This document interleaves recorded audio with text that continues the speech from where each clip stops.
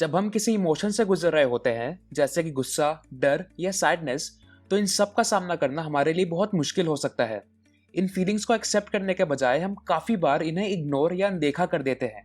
लेकिन आखिर हम ऐसा क्यों करते हैं? अपनी फीलिंग्स का सामना करके उन्हें एक्सेप्ट करना इतना डिफिकल्ट क्यों होता है? हम अपनी फीलिंग्स के वजह से इतने अनकंफर्टेबल क्यों हो जाते हैं? वर्ल्ड फेमस साइकोलॉजिस्ट डॉक्टर सारा एप्स्टीन ने अपने रिसर्च में फीलिंग्स को इग्नोर करने के 4 मेजर कारण बताए हैं। तो पॉलिश लाइफ के इस वीडियो में आज मैं इन्हीं 4 रीजंस के बारे में आपको बताऊंगा कि हम क्यों अपनी फीलिंग्स को इग्नोर करते हैं। इस वीडियो के एंड में मैं आपसे ये भी शेयर करूंगा कि डॉक्टर सारा एप्स्टीन के अकॉर्डिंग हमें ऐसा क्या करना चाहिए जिससे कि हम अपनी फीलिंग्स को इग्नोर करने की इस प्रॉब्लम से ऊपर उठ पाए। नंबर 1, अपने इमोशंस को फील करते वक्त हम अपने आप को जज करते हैं। हो सकता है कि आप अपने इमोशंस को इसलिए इग्नोर करते हैं क्योंकि आपके हिसाब से इमोशनल इंसान एक कमजोर इंसान होता है। बचपन से हमारे पेरेंट्स और टीचर्स हमें सिखाते हैं कि हमें इमोशनल नहीं होना चाहिए, रोना नहीं चाहिए और कभी सैड नहीं होना चाहिए, क्योंकि ये सब एक वीक इंसान की विशेषताएं होती हैं। एक ऐसा इंसान जिसे गुस्सा आता है उसे आउट ऑफ कंट्रोल कहकर टाल दिया जाता है, जिसके वजह से आगे कभी गुस्सा आने पर वही इंसान अपने आप को वीक समझेगा और अपने गुस्से को इग्नोर करना शुरू कर देगा। कई बार हमारे पेरेंट्स अपने बिजी स्केड्यूल के वजह से हमारी फीलिंग्स को इग्नोर कर देते हैं, जिसकी वजह से हमें ये लगना शुरू हो जाता है कि शायद हमारी फीलिंग्स इतनी इंपॉर्टेंट नहीं है। काफी बार जब हम इमोशनल होते हैं तो हमें यह कह के टाल दिया जाता है कि कम से कम हमारे सर पर छत तो है और खाने के लिए दाल रोटी तो है।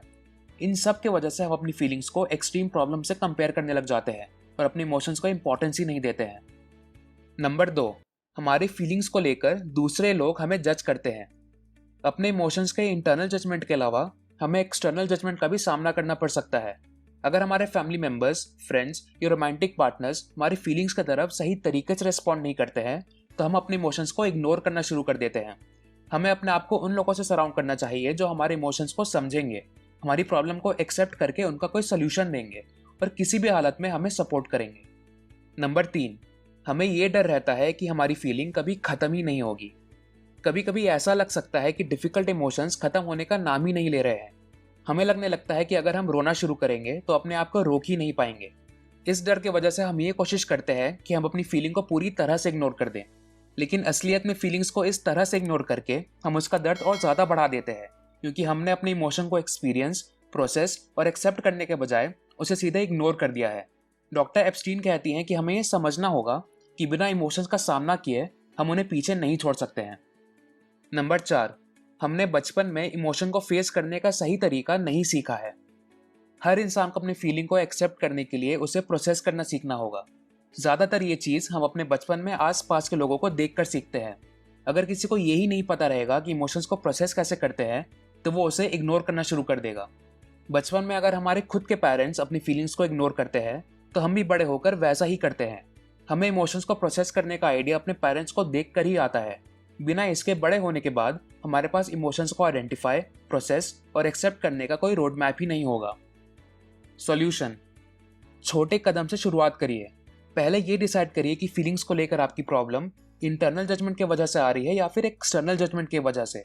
अपने आप को याद दिलाइए कि हर फीलिंग कभी ना कभी जरूर खत्म होगी। अपने हिस्ट्री के बारे में सोचिए। आपकी फैमिली डिफिकल्ट फीलिंग्स कैसे फेस करती थी? अपने आसपास के लोगों को देखिए। क्या आप अपने आप को उन लोगों से सराउंड करते हैं जो लविंग और सपोर्टिंग है और जो आपके इमोशंस को एक्सेप्ट करके उनका सोल्यूशन देते हैं? अपनी फीलिंग्स को एक्सेप्ट करना असल में बहुत मुश्किल होता है, लेकिन इन छोटे छोटे कदमों से आपकी ये प्रॉब्लम काफ़ी हद तक सॉल्व हो सकती है। मुझे उम्मीद है कि आपको ये वीडियो पसंद आई होगी। अगर आपको लगता है कि इस वीडियो से किसी को हेल्प हो सकती है तो आप उनके साथ इस वीडियो को शेयर करें। ये वीडियो आपको पसंद आई तो प्लीज़ इसे लाइक करें और सब्सक्राइब करना ना भूलें, क्योंकि मैं ऐसे ही साइकोलॉजी, प्रोडक्टिविटी और फिलॉसफी से रिलेटेड वीडियोस आपके साथ हर हफ्ते शेयर करूंगा। Thank you very much.